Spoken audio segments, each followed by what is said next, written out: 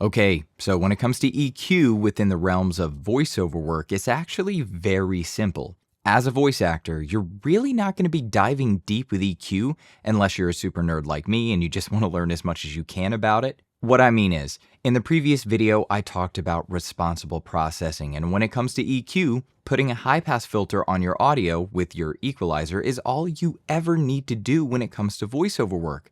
Now, this is assuming that your space is properly acoustically treated, you have good microphone technique, and you've set proper levels. As long as you've got those things taken care of, realistically, you wouldn't even need to use EQ or any other processing at all. But putting a simple high pass filter on your audio will only clean things up anyway. But what I'm trying to say is, as long as those things are taken care of, you could get away with not doing any processing whatsoever. It's really just icing on the cake here. Knowing this, you can either skip the processing section altogether or just have fun with it or get really good at it and utilize it within your audio.